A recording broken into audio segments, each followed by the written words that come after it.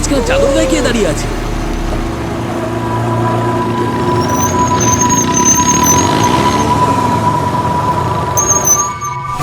চেঁচাবে না, এত জোরে চালাবে না, নিয়ম জানো না তোমরা?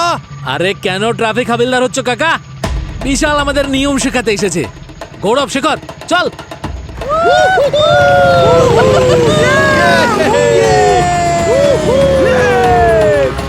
নিয়ম আমি নয়, নিয়ম রাক্ষস বাবা শেখায়। তিনি অনুমতি দেন না। ফিরে এসো।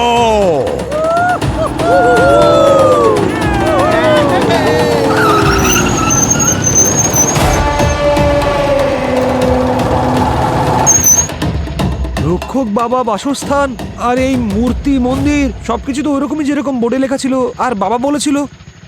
তার মানে পারমিশন নিতে হবে, কিন্তু কিভাবে? আরে ভাই, এটা বাড়ি না বাড়ির কঙ্কাল? আর ভাই, রাস্তার মাঝখানে এরকম কারা বানায়? হ্যাঁ, আরে এমন অদ্ভুত জায়গায় এসে আমরা কিছু করে যাবো না, এমনটা হয় নাকি কখনো? করতে হবে, করতে হবে। কি করা যায়? মানব, গৌরব ভাই, চল না এখান থেকে। এটা আরে এটা আবার কি জিনিস? মানব ভাই, চল না এখান থেকে।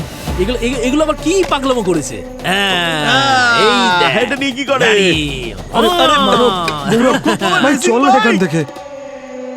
ভাই চল না প্লিজ, অন্য কোনো রাস্তা নিয়ে নেওয়া আরে যাবে। ভিতর ডিম, এইটুকুতেই ভয় পেয়ে গেলি? আমরা এখান দিয়ে যাব। গৌরব, বোঝানো ওকে একটু ভাই। আরে ভাই, কি ফালতু কথা বলছিস? তুই যদি যেতে চাস তাহলে এখান থেকে ফিরে যা, আমরা এদিক দিয়েই যাব। ভাই প্লিজ, মানব, গৌরব ভাই, শোন না, আমরা বরং অন্য রাস্তাটা নিই প্লিজ ভাই। এই তুই চুপ কর। মানব, আমরা তো এদিক দিয়ে গৌরব, যাব। শোন না ভাই, তুই না শোন যেতে না চাইলে প্লিজ ফেরত ভাই, চলে যা। করিস না এরকম ভাই। মানব, গৌরব, চল, শোন চল, না। চল।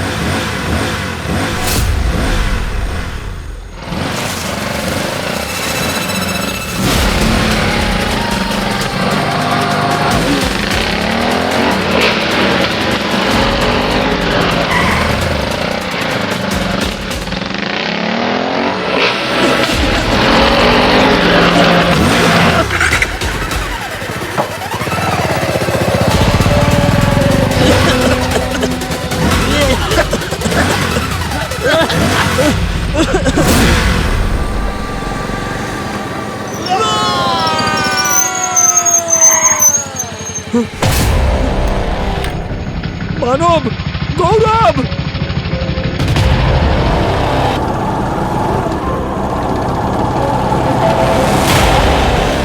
মানব, গৌরব।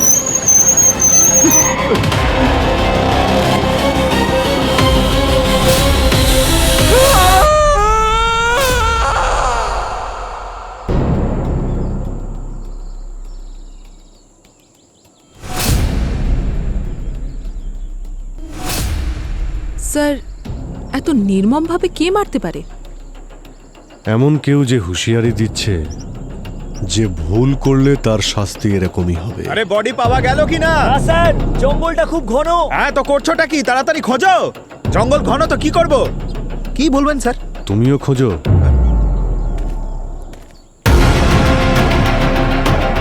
আচ্ছা, আরেকটা ছেলে? স্যার, ওই সেই তৃতীয় জন যার ব্যাপারে আমি আপনাকে বলেছিলাম। ওই দুজনের সঙ্গে ও ছিল, কিন্তু ও বেঁচে গেছিল স্যার। আর পর থানায় এসে ওই আমাদেরকে ইনফরমেশন দেয়। তোমার নামটা যেন কি বললে? শেখর। শেখর, আমি তোমার মনের অবস্থাটা বুঝতে পারছি, কিন্তু তোমার বন্ধুদের খুনিকে ধরার জন্যে তোমার সাহায্য লাগবে। কাল রাতে কি হয়েছিল বলো। স্যার, আমরা তিনজন বাইক ট্রিপে বেরিয়েছিলাম, মজা করতে করতে রাস্তা দিয়ে এগোচ্ছিলাম, ঠিক তখনই চেঁচাবে না, এত জোরে চালাবে না, নিয়ম জানো না তোমরা? আমাদের রক্ষক বাবার কথায় বিশ্বাস করা উচিত ছিল। আচ্ছা অফিসার, এই রক্ষক বাবার ঘটনাটা কি? এটা অনেক পুরনো গল্প। পার্নালাল নামে একটা লোক ছিল যে এখানে থাকতো, আর সে নিজের বাড়ি বানাতে চেয়েছিল। একদিন সাংঘাতিক বৃষ্টি হচ্ছিল, ও বাইক নিয়ে বেরোলো আর এখানে অ্যাক্সিডেন্ট হয়ে গেল। স্যার, সেই অ্যাক্সিডেন্টে ওর মাথাটা আলাদা হয়ে গেল। স্যার, তারপরে এই ফ্রেমটিকে যারাই বানানোর চেষ্টা করেছে তারা কেউ বাঁচেনি স্যার, সবাই মরে গেছে। এই রাস্তাটারই রক্ষা করেও, তাই সবাই ওকে রক্ষক বাবা বলে ডাকে। তারপর থেকে যখনই মানুষজন এখান দিয়ে যাওয়া আসা করে, কোনো সমস্যা হলেই এখানে খুব কুয়াশা হয়ে যায়, বাইকের আওয়াজ শোনা যায়, আর যারা এখান দিয়ে ক্রস করে যায় তারা কখনোই ফেরে না স্যার। এর আগেও কেউ মারা গেছে এখানে? গল্পই শুনেছি স্যার, কখনো চোখে দেখিনি স্যার। অভিজিৎ স্যার, হ্যাঁ পঙ্কজ, বডি স্পেলে নাকি? না স্যার, টায়ার মার্ক পেয়েছি। হ্যাঁ, এই দেখুন, 1, 2, 3, 3টে টায়ার মার্ক রয়েছে স্যার। দুটো হয়তো ওই দুটো ছেলের, আর তৃতীয়টা ওই ওই ভুতুরে লোকটার হবে স্যার। এরপরে ট্র্যাক করা কঠিন, কারণ এগুলো ঝোপঝাড় স্যার। আচ্ছা ওই দিকটায় কি চেক করেছো কোথা থেকে এসেছিল বাইকগুলো? ওখানে তো মাল্টিপল টায়ার মার্ক রয়েছে স্যার, ওখানে তো ইম্পসিবল খোঁজাটা। তেরি, স্যার একটা অদ্ভুত গন্ধ বেরোচ্ছে না? একটা স্মেল তো পাচ্ছি। পেট্রোল ডিজেলের মতো নয়, তবে অন্য কিছু একটার। দাঁড়াও, তোমরা ভেতরে যেতে পারবে না, এটা বাবার নিবাস স্থান, আমরা পুজো করি। দুটো খুন হয়েছে, ইনভেস্টিগেশন তো করতে হবে স্যার। ওসব অনেক জানা আছে ইনভেস্টিগেশন। মৃত ব্যক্তিরা রক্ষক বাবার অপমান করেছে, অনুমতি বিনা ভেতরে ঢুকলে দাঙ্গা লেগে যাবে।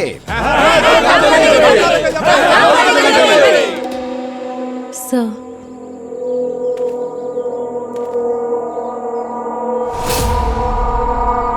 স্যার স্যার বডি তো দূরের কথা, এখানে তো রক্তের চিহ্নটুকুও নেই। মনে হচ্ছে এই মাথাগুলোকে এখানে কাটা হয়নি, তাহলে আশেপাশে রক্ত পাওয়া যেত। এই খুনগুলো অন্য কোথাও করা হয়েছে। আচ্ছা ইন্সপেক্টর, এই জঙ্গলটা কতটা বড়? স্যার এই জঙ্গলটা 40 একরের মতো হবে। এটা পুরোটা খুঁজতে অবস্থা খারাপ হয়ে যাবে, প্রায় অনেকদিন সময় লেগে যাবে। দুটো ডেড বডি নিয়ে কেউ কতটা ভিতরে যেতে পারে? অনেক কাক উঠছে দেখছি।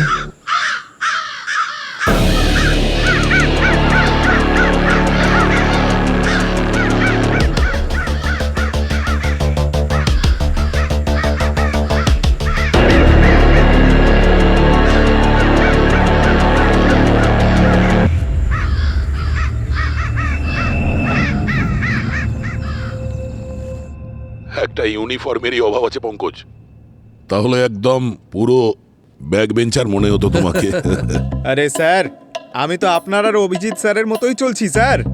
ঠিকই বলেছো, তোমার মতো স্টুডেন্ট থাকলে তো স্কুলই বন্ধ হয়ে যাবে। হ্যাঁ সালুখে, হ্যাঁ আশা করি তোমার স্কুল বন্ধ করতে হবে না। মানে? না মানে কিছু যদি জেনে থাকো তাহলে ঠিক আছে, নইলে নইলের কোনো প্রয়োজনই পড়বে না। আরে তাহলে তাড়াতাড়ি বলো না। হ্যাঁ বলছি, এই দেখো বস, এই যে টায়ারের চিহ্নটা রয়েছে, এর উপর দিয়ে বাইক চলেছে অবশ্যই, কিন্তু এর মৃত্যুর পর চলেছে। আরো একটা কথা, এই যে শরীর থেকে মাথাটা আলাদা করা হয়েছে, সেটাও এর মৃত্যুর পর করা হয়েছে। মানে এইসব লোক দেখানো ব্যাপার, আসলে ভয় দেখানোর জন্য এগুলো করা হচ্ছে। আচ্ছা এর পিছনে কারণটা কি? আমি বলছি,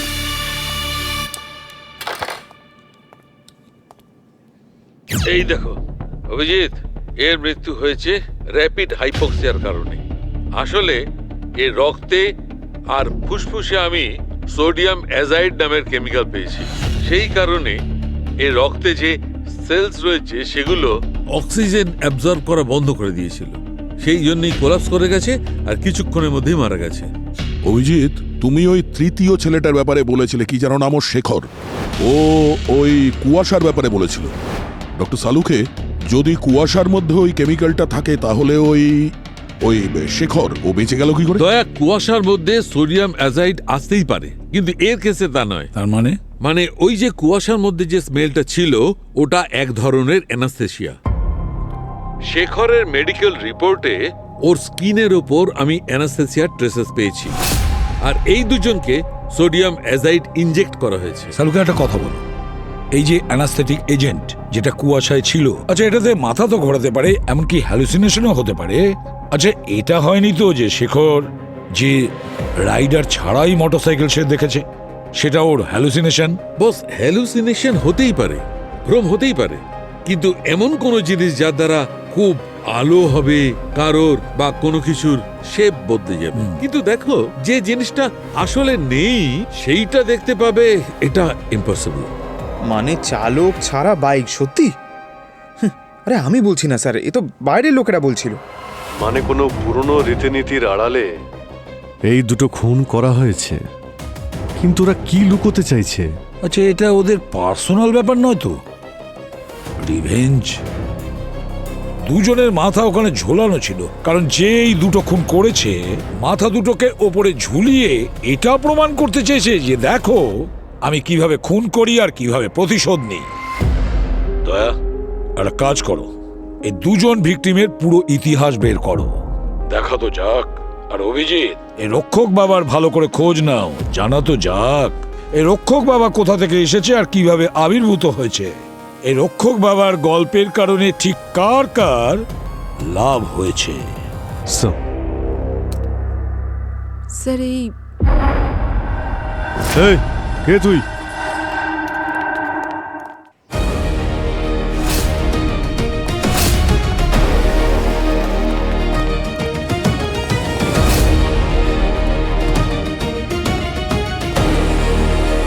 আরে ওই লোকটা তো পালিয়ে গেল।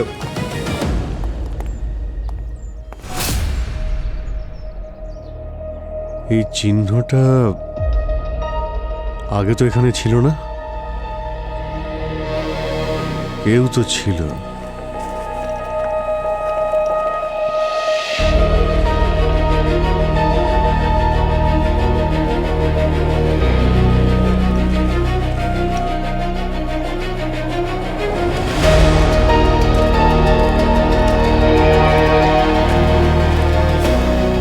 প্রত্যেক জায়গায় এই চিহ্নটা রয়েছে। চিহ্নটার মানেটা কি? ওদের মধ্যে যে ছেলেটা বেঁচে গেছিল সেও চিহ্নের কথা বলছিল। এই সেই চিহ্নটা নয় তো? আচ্ছা দাদা, এই চিহ্ন... আরে আরে দাদা, হ্যালো,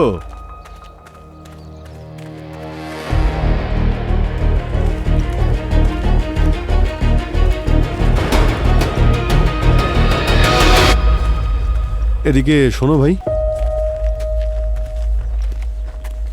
আচ্ছা, এই ওখানে যে চিহ্নটা আঁকা রয়েছে লাল রঙের, এইরকম গোল মতো, তুমি কি জানো এটা কিসের চিহ্ন? এটা তো রক্ষক বাবা। হ্যাঁ, তুই এদিকে আয়। আরে আরে কি হলো? এখানে তো দেখছি সবাই মুখ বন্ধ করে রেখেছে।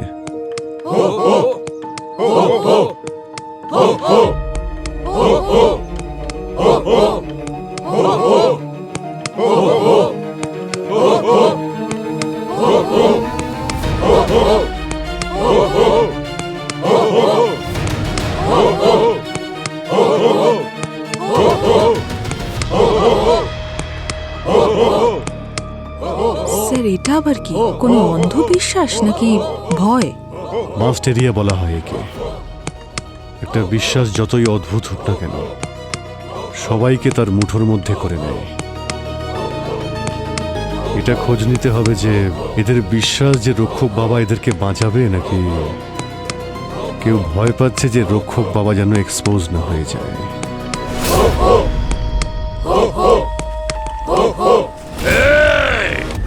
ওখানেই দাঁড়াও।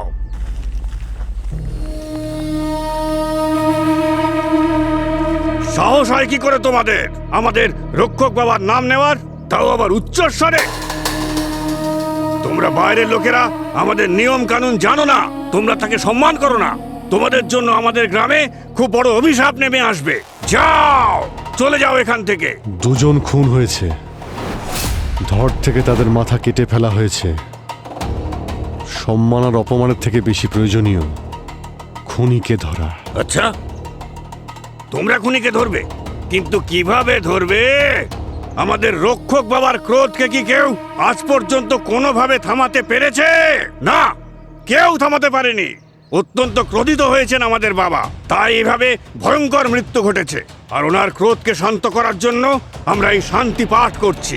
আর তোমাদের কি মনে হয় তোমরা এই বন্দুক দিয়ে আমাদের সবাইকে রক্ষা করবে? না, কখনোই না। এখানে কোনো রকম ভয়ঙ্কর অনর্থ ঘটার আগে আমি অনুরোধ করছি তোমাদের কাছে, চলে যাও। শুনতে পেলে না? যাও, চলে যাও। শুনতে পেলে না? যাও এখান থেকে। থেমে যাও, অনেক হয়েছে, থেমে যাও। দেখুন স্যার, আমাদের লোকদের আমাদের কাজ করতে দিন। আমি এই সকলের তরফ থেকে ক্ষমা চাইছি আপনাদের কাছে।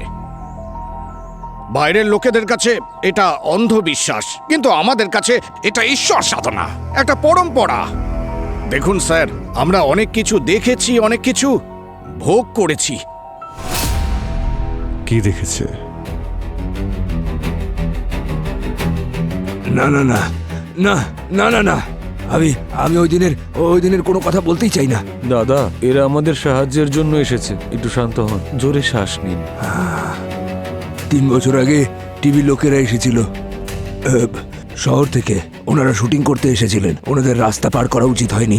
গ্রামে কোনো শিক্ষিত লোক ছিল না, তাই আমি ওনাদের সাথে গিয়েছিলাম। কিন্তু যেই ওনারা ক্যামেরা বার করলেন এবং চালু করলেন, খাট খাট করে তালাটা খুলে গেল। আর ওই বাড়িটা টলতে আরম্ভ করলো, যেন কোনো ভূমিকম্প হচ্ছে।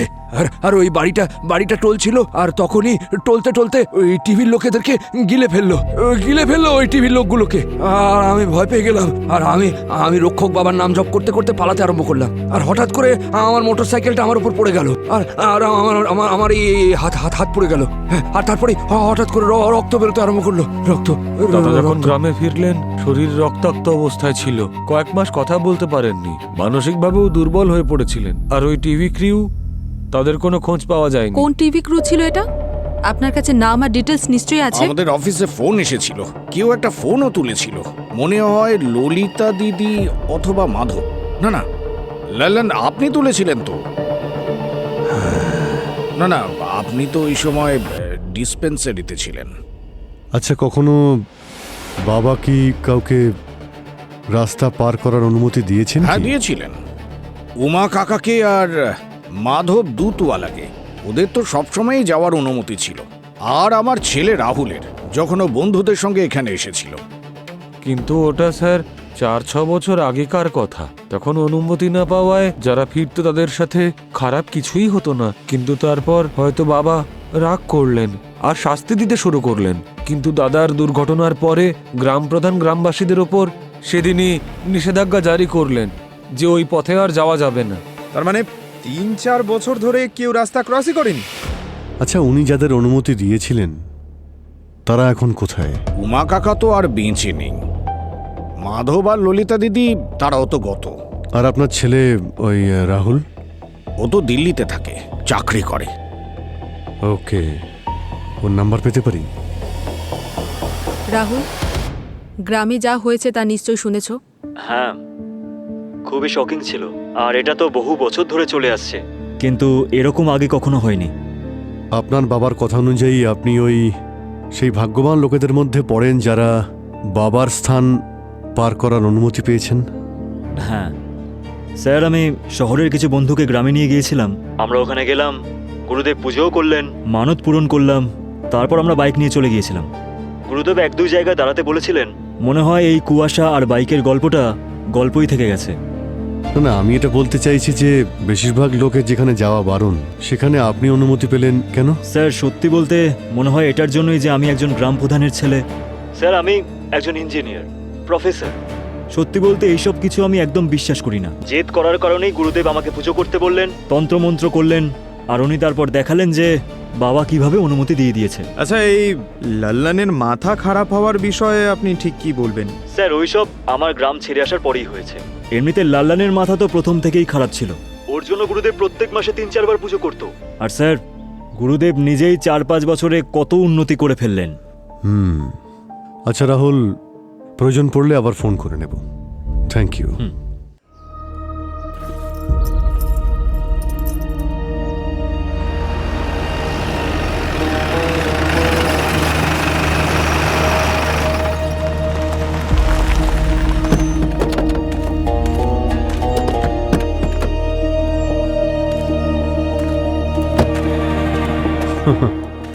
আসুন আসুন গুরুদেব, আসুন। আচ্ছা পঙ্কজ, আমি তো শুনলাম যে গ্রামের প্রধান মশাই লোকেদের এইখান থেকে যাতায়াত করা বারণ করে দিয়েছেন। আরে স্যার, সে তো আমাদের মতো সাধারণ মানুষের জন্য।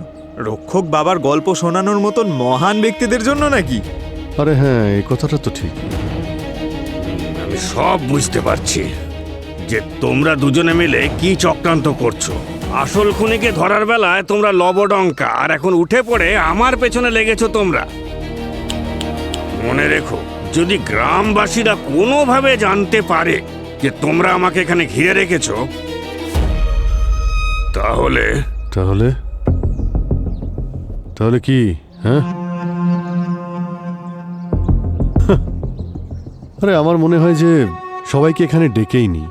আমার দেখতে খুব ইচ্ছে করছে যে যখন সবাই জানতে পারবে যে গুরুদেব তাদের বোকা বানাচ্ছেন, ওনার বাড়িতে কালো টাকা পড়ে রয়েছে, ওনার বাড়িতে প্রপার্টির পেপারস পড়ে রয়েছে, তাহলে ওরা কিভাবে রিয়্যাক্ট করবে। রক্ষক বাবার গল্প থেকে সব থেকে বেশি লাভ তুমি করছো রাকেশ নন্দন ওরফে গুরুদেব। এতটাই যে তুমি দুবাইতেও বাড়ি কিনে ফেলেছো আর নিজের সন্তানদের ওখানে সেটেল করে দিয়েছো। হ্যাঁ, তারপর শহর থেকে 3টে ছেলে আসে আর তোমার এই মন গড়া গল্পকে চ্যালেঞ্জ করে, আর তোমার মনে হলো যে গ্রামের লোকেদের ভয় কেটে যাওয়ার আগেই ওদের রাস্তা থেকে সরিয়ে দিতে হবে। আসলে কি, এই দেশে মানুষকে যুক্তি তর্ক দিয়ে নয়, ভয় দিয়ে বেঁধে রাখতে হয়। আর সেই ভয় আসে অলৌকিক কোনো ঘটনা থেকে, বুঝলে?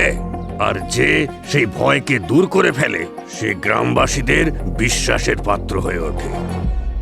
আর বাকি রইল টাকা ইনকামের ব্যাপার। তো হ্যাঁ, আমি প্রচুর টাকা ইনকাম করেছি, কিন্তু কারো কাছ থেকে কেড়ে বা ছিনিয়ে নয়, কারুর পকেটে হাত ঢুকিয়ে নয়। নিজের শ্রদ্ধা থেকে, নিজের ইচ্ছায়, ঈশ্বরের উপর ভরসা রেখে, রক্ষক বাবার উপর ভরসা রেখে লোকে নানা রকম যজ্ঞ করিয়েছে আমাকে দিয়ে, বুঝতে পারলে? আর বাকি রইল যা আপনারা দেখেছেন, ও হলো আমার নায়েব। আর সারাদিনে টাকা পয়সার হিসেব দিতে ও এখানে আসে, কারণ এটাই হলো নির্জন সুরক্ষিত জায়গা, টাকা পয়সার লেনদেনের জন্য সব থেকে সুরক্ষিত জায়গা। আর আমি এতটাও মূর্খ নই যে আমার এই প্রতিষ্ঠাকে আমি বাজিতে লাগাবো। একটুখানি নিজের বুদ্ধির প্রয়োগ করুন। আমি পাগল নই যে মিডিয়াকে, পুলিশকে আমি এখানে ঢুকতে দেব। 300 লোকও যদি আসে না, তাহলে প্রমাণ করতে পারবে না এই গ্রামের লোকেদের কাছে আমি যে মিথ্যেকে প্রতিষ্ঠিত করেছি না, সেটা এরকমই থাকবে। যদি তোমাদের কাছে আমার বিরুদ্ধে কোনো প্রমাণ না থাকে, তাহলে ভালোবেসে বলো, জয় রক্ষক বাবা, আর আমার রাস্তা থেকে সরো। হ্যাঁ,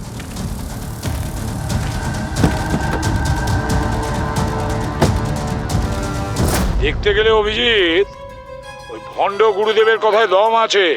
ঠিকই বলেছ। প্রথমে গল্পে বলছে গুরুদেবের অনুমতি নাও, আর যদি অনুমতি পাও তাহলে এগিয়ে যাও, আর যদি না পাও তাহলে ফিরে যাও। এবারে আসছে দ্বিতীয় গল্প, যদি ফিরে না যাও তাহলে গুরুদেবের প্রকোপে পড়বে, তোমার অনেক বড় ক্ষতি হয়ে যাবে। সাধারণ মানুষই বা কি ভাববে? সে যেই হোক না কেন, যে গল্প বানাচ্ছে না, সে ওই গ্রামকে নিজের কন্ট্রোলে রাখতে চাইছে, আর কিছু না। স্যার। হ্যাঁ তো এই দেখুন স্যার, আমি ওদের পুরো ডিটেলস বের করেছি। তোমরা খুব খারাপ করছো। আমি তোমাদের শাস্তি দেব। আমার ছেলের এই অবস্থা করেছো।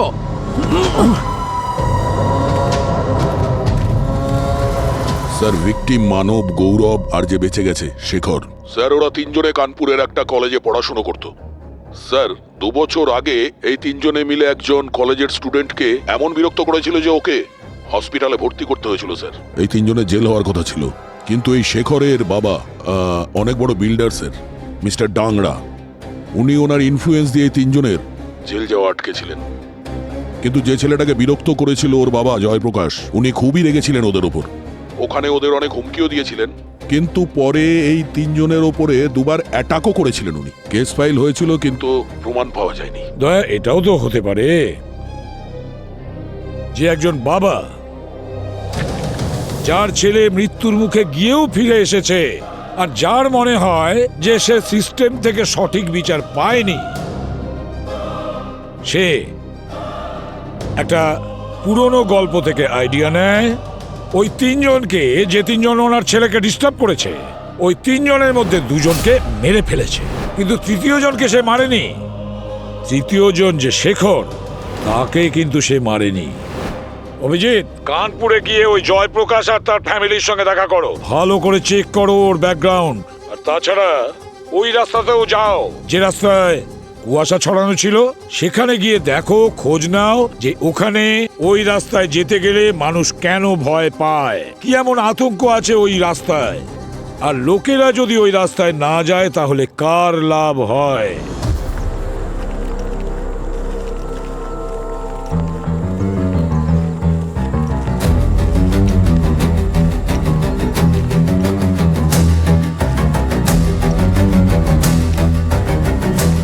এখানে ওই রকমই স্মেল পাচ্ছি যেরকম ওই দিন পাচ্ছিলাম। কেমিক্যালের স্মেল, তাই না? কিন্তু এখান থেকেই কেন আসছে স্যার?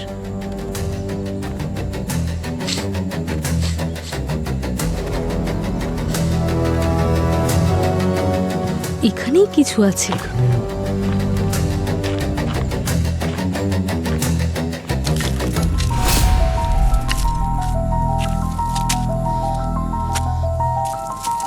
স্যার, এটা তো মাঠে ইরিগেশনের জন্য ইউজ হয়।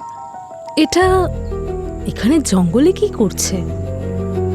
পুরো জং পড়ে আছে, কিন্তু এটা জং পড়া স্মেল নয়, অন্য কিছু। এই তারা তোমরা, ওই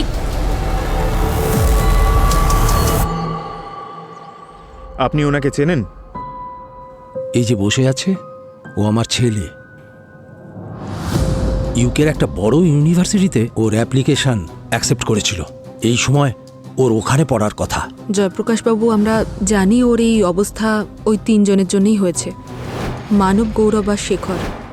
আমরা বুঝতে পারছি আপনার পরিস্থিতি। না, আপনি বুঝতে পারবেন না, আমি খুব ভালোভাবে জানি আপনারা কেন এখানে এসেছেন। মানব আর গৌরব খুন হয়েছে, এটা আমি নিউজে দেখেছি। আর সত্যি বলছি, এতে আমার একদম খারাপ লাগেনি। হতে পারে আপনাদের সিস্টেম ওদের শাস্তি দেবে না, তবে নিজের কর্মফল সবাইকে ভোগ করতে হয়।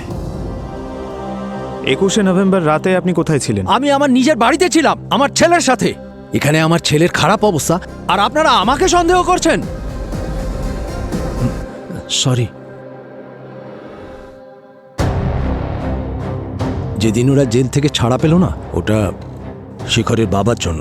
আমি এত রেগে গেছিলাম না, আমার মনে হচ্ছিল যেন নিজের হাতে ওদের মেরে ফেলি। বিশেষ করে ওই মানব আর গৌরবকে। এমন হতে পারে শেখর শুধু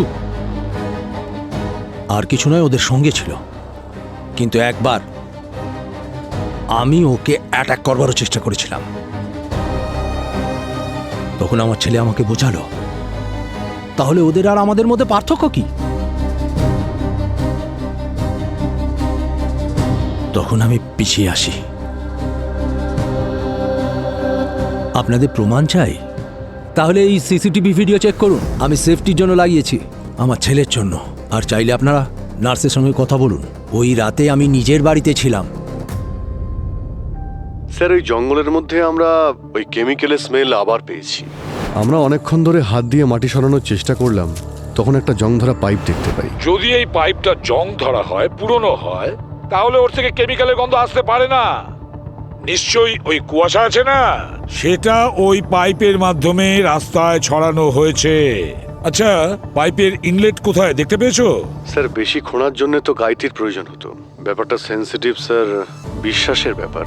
তাই সঠিক প্রমাণ ছাড়া তালা ভাঙলে আর মন্দিরের ভিতরে ঢুকলে ঝামেলা বাঁধতে পারে স্যার। স্যার, এছাড়া আমরা সমস্ত রাস্তা সার্চ করেছি। রাস্তাটা 1.5 কিলোমিটার লম্বা, আশেপাশে কোনো ঘরবাড়িও নেই, আর অন্যদিকে হাইওয়ে আছে। স্যার, মনে হলো কয়েকজন আমাদের পিছু নিয়েছে, তাই আমরা ওদের ধরি। স্যার, আর কত মারবেন স্যার? আমার কথাটা তো শুনুন স্যার। বল। স্যার আমরা সরকারি কর্মচারী স্যার, কাজ করতে এসেছি এখানে। ভয় পাচ্ছিলাম যে যদি রক্ষক বাবার প্রকোপ আমাদের উপর পড়ে যায়। যখন আমরা আপনাদের দুজনকে দেখলাম, তখন আমরা ভাবলাম যে আগে আপনারা যান, যদি আপনাদের কিছু না হয় তাহলে আমাদেরও কিছু হবে না, তাই আপনাদের পিছন পিছন আসছিলাম স্যার। আর সরকারের কোন কাজ যেটা করতে তোমরা এখানে এসেছো? স্যার, এই রাস্তাটা বন্ধ করার ছিল।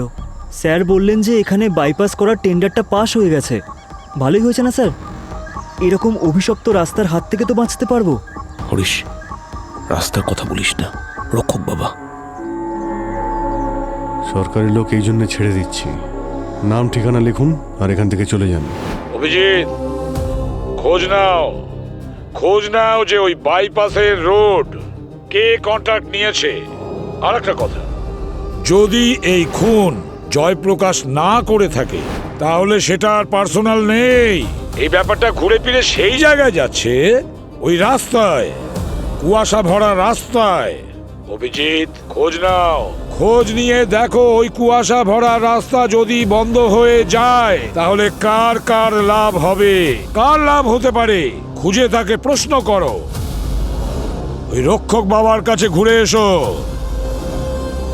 নিজেদের স্টাইলে অনুমতি নাও রক্ষক বাবার কাছ থেকে।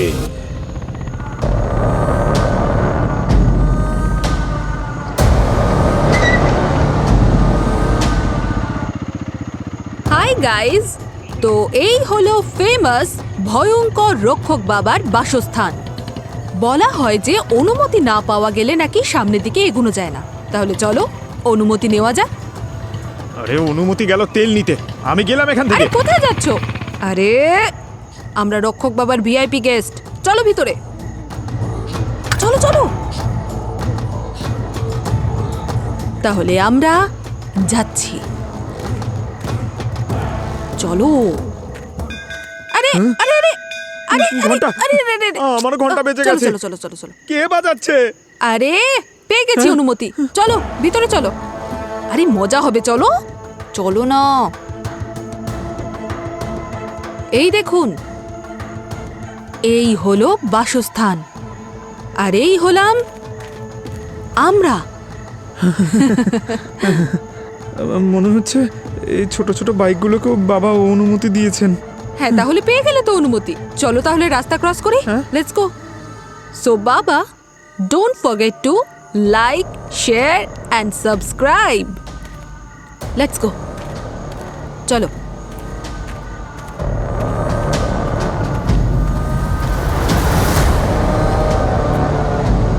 রাস্তা ক্রস করা যাক।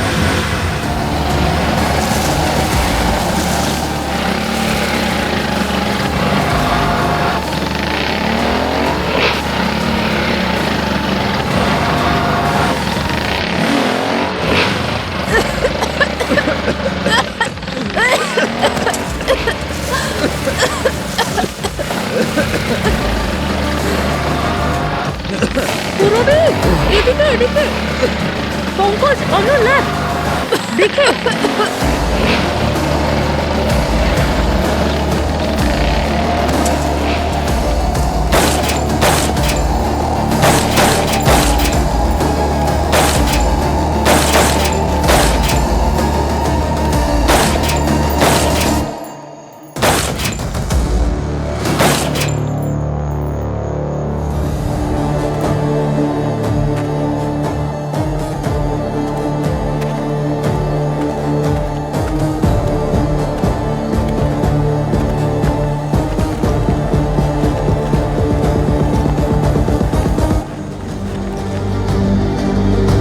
তাহলে এই হলো সেই রাইডার ছাড়া বাইক।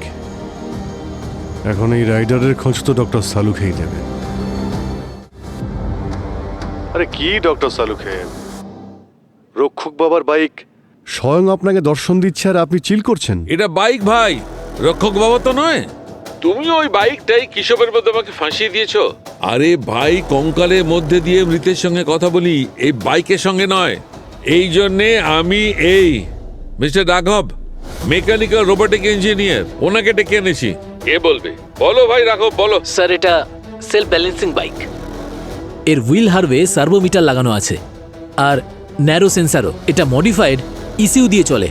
আর এটার রিমোট সিগন্যাল প্রায় 5 কিলোমিটার অবধি যেতে পারে। এই সিম্বল, এটা রোবোটিক্সের অনেক পুরনো পদ্ধতি।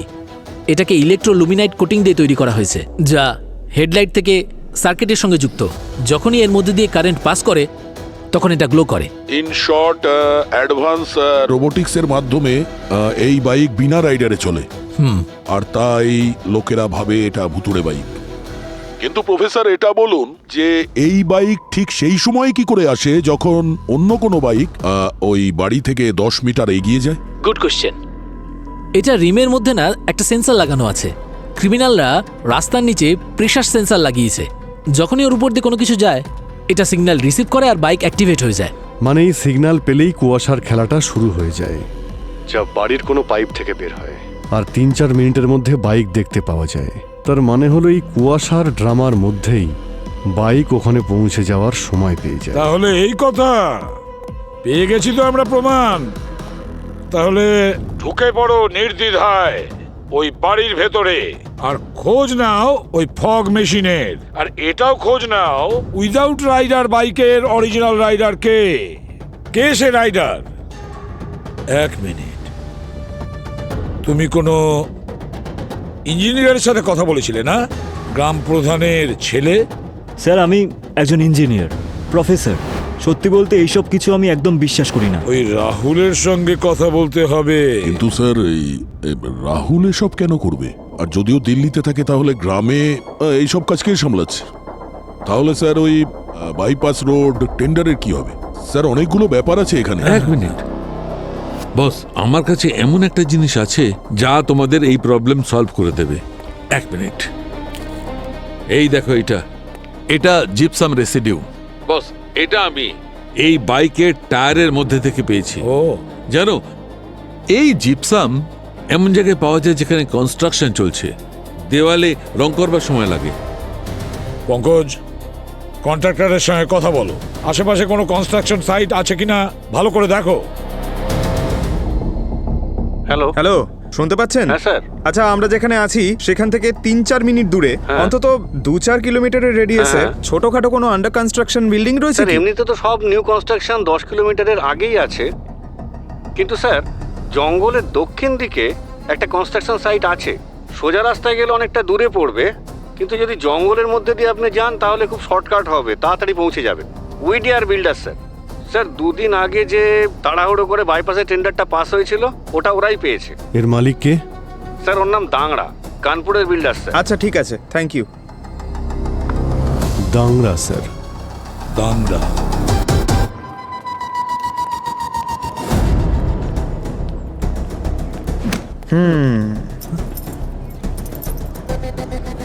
তোমার বাবা কোথায়? বাড়িতে, অফিসে, কোথাও নেই? মানব আর গৌরবকে কে মারতে চেয়েছিল? হ্যাঁ, তুই নাকি বাবা? না স্যার, খুন না। না, আমরা তো শুধু বাইকিং এর আইডিয়া তোমার ছিল না? তুমি সবাইকে ওখানে নিয়ে গিয়েছিলে? না, সে তো বাবা বলেছিল যে জায়গাটা খুব সুন্দর, শুধু বাসস্থান থেকে দূরে থাকতে। ভেরি গুড, বাবাকে ফোন করো, বলো যে বাবা, আমি অ্যারেস্ট হয়ে গেছি।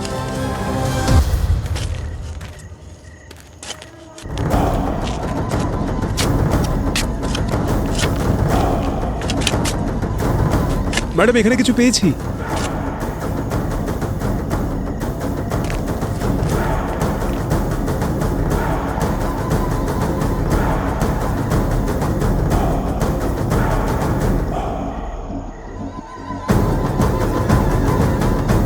স্যার, ফগ মেশিন পাওয়া গেছে।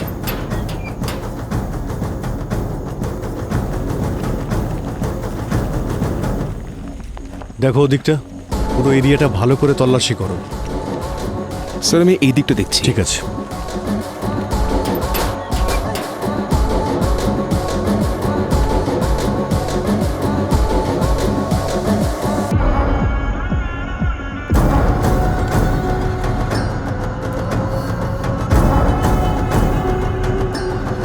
স্যার, কিছু পেলাম না। এই দেখো, সার্ভো ব্র্যাকেট। আর এই যে কম্পিউটার আর বাকি জিনিসপত্র। আর এখান থেকে কন্ট্রোল করা হয় রক্ষক বাবার বাইককে।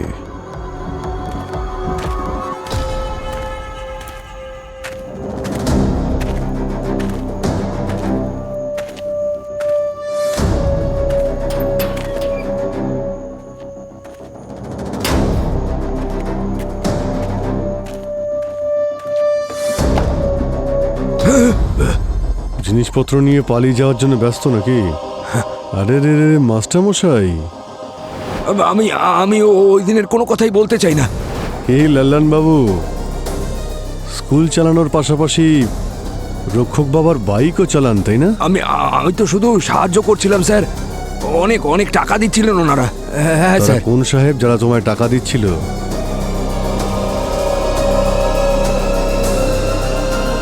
তারা তারা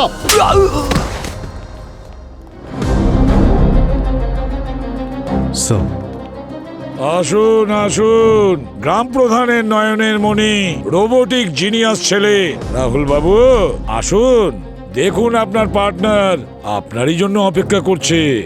চলুন আমি বলে দিচ্ছি কি হয়েছিল। দাংরা বাবুর নিজের কোম্পানির জন্য বাইপাস রোডের খুব প্রয়োজন ছিল, কারণ তাতে ওনার কোম্পানির দাম বেড়ে যেত। কিন্তু সরকারের থেকে বাইপাস অ্যাপ্রুভ করানোর জন্য এই রাস্তাটা বন্ধ হওয়া খুব প্রয়োজনীয় ছিল। সেই জন্য তিনি রক্ষক বাবার পুরনো গল্পকে আবার জাগিয়ে তোলেন, আর লোকেদের বিশ্বাস করানোর জন্য রাহুলের সাহায্যে কুয়াশা আর বাইকের ড্রামা করেন। প্ল্যান তো খুব স্মার্ট ছিল। আর এত নিষ্ঠুরভাবে ওই নির্দোষ ছেলেগুলোকে প্রাণে মারার কি দরকার ছিল? শুধুমাত্র এই জন্যই সরকার চাপে পড়ে এই রাস্তাটা বন্ধ করে দিক আর তোমাদের বাইপাসের জন্য কাজ শুরু করার পারমিশন দিয়ে দেবে? হ্যাঁ, কত কোটি টাকা কামিয়েছো তোমরা ওই দুটো খুন করে? বাবা, তুমি মানব আর গৌরবকে কত টাকা চাই তোমার? বলো না কত টাকা চাই তোমার? তুমি আমার বন্ধুদের মেরে ফেললে। ওরা তোর বন্ধু ছিল না বোকা, কবে বুঝবি? আরে আমি যেটা করেছি সেটা টাকার জন্য নয়, তোর জন্য করেছি, তোর জন্য। আমরা ভুতুরে বাইক দিয়ে লোককে ভয় দেখিয়েছি, যার জন্য অনেক লোক সেই রাস্তায় যাওয়া বন্ধ করে দিয়েছিল স্যার। কিন্তু কিছু লোক এমনও ছিল নিজের ভাগ্য পরীক্ষা করতে চলে আসতো কি আজ আমরা অনুমতি পাবো কি পাবো না, যেন কোনো তামাশা হচ্ছে। তারপর লাল্লানকে টাকা দিই। আগে একটা দুর্ঘটনায় ওর হাত চলে গিয়েছিল, তারপর আমরা ওই হাতটাকে একটা অস্ত্র হিসেবে ব্যবহার করেছি স্যার। টিভি ক্রিউয়ের ঘটনাটা চাউর করেছিলাম। তারপর গ্রাম প্রধান গ্রামবাসীদের ওখানে আসতে আটকে দিয়েছিল। আমরা কারুর কিছু করিনি স্যার, কারুর ক্ষতি করিনি স্যার। আর যদি টেন্ডারের কথা বলেন, ওটা তো আজ নয় কাল আমরা পেতামই স্যার। কিন্তু ওই দুটো ছেলে নয় রাক্ষস ছিল স্যার। আর আমি যদি ওদের না মারতাম, ওরা যে কোনো দিন আমার ছেলেকে মেরে ফেলতো। আমার শেখর অন্য ছেলেগুলোর মতো নয় স্যার। ওরা রোজ ওকে নিয়ে মজা করত, মেয়েলি টাইপের, পুরুষত্বহীন, জানি না আরও কি কি বলে ওকে ডাকতো স্যার। আমার মনে হয়েছিল যদি ওদের সাথে থাকে, ঘোরাফেরা করে, তাহলে ওদের মতো কিছু একটা হতে পারে। কিন্তু এটা আমার সব থেকে বড় ভুল ছিল, যার জন্য ওকে জেল পর্যন্ত যেতে হলো। আমি জানতাম যে আমার ছেলে একদিনের জন্য জেলে থাকতে পারবে না, এই জন্য আমি টাকা দিয়ে তিনজনকেই জেল থেকে ছাড়িয়ে আনি। কিন্তু জেল থেকে বেরোনোর পর ওদের ক্ষমতা আরও বেড়ে গিয়েছিল। ওরা ওর ওপরে এমন অত্যাচার বাড়িয়ে দেয় যে আমার ছেলে ডিপ্রেশনে চলে গেছিল। তখন আমি ঠিক করেছিলাম যে আমার ছেলের ভালোর জন্য ওদের দুজনকে শেষ করে দিতে হবে। আমি সেই জন্য রক্ষক বাবার গল্পটা ফেঁদেছিলাম, ওকে বাইক ট্রিপের কথাটা বললাম। আর লাল্লান যে আগে কম্পাউন্ডার ছিল, ওকে দিয়ে আমি ইঞ্জেকশন আনালাম যাতে ওদের মৃত্যু হয়। আমার সব কিছু তো আগেই শেষ হয়ে গেছিল স্যার। কিন্তু রাহুল আমাকে বলল, কেননা এক ঢিল দিয়ে দুই পাখি মারি। আর ওদের দুজনের মুন্ডু ধর থেকে আলাদা রাহুলই করেছিল স্যার, যাতে গ্রামবাসীরা ভাবে রক্ষক বাবা অভিশাপ দিয়েছে। তাহলে ওরা ঝামেলা করবে আর আমাদের টেন্ডার পাস হয়ে যাবে স্যার। বড়লোক হওয়ার এত তাড়া, ডেড বডিগুলোকেও তোমরা ছাড়লে না। আমি কিন্তু এসব করতে চাইনি স্যার, আমি শুধু আমার ছেলের কথা ভেবেছিলাম। বাহ বাহ বাহ বাহ, একেই বলে পিতৃস্নেহ। বাহ, যদি ছেলের জন্য এতই চিন্তা করেছিলেন তাহলে ওকে ওদের সম্মুখীন হওয়া শেখাতেন, ওদের এভাবে প্রাণ নিতেন না। আর সঙ্গে আপনার এই পার্টনার রোবোটিক জিনিয়াস রাহুল, ও তো ওদের দুজনের প্রাণ নিয়ে খেলা করেছে। এবার সারা জীবন ধরে আপনার এই স্নেহের ছেলে নিজেকে দোষারোপ করবে যে আমার কারণে দুটো লোকের প্রাণ চলে গেছে, তাদের খুন আমার বাবা করেছে। আর আপনি একাই বসে জেলে অনুতাপে দগ্ধ হতে থাকবেন। এটা আমি কি করেছি আমার নিজের ছেলের সঙ্গে।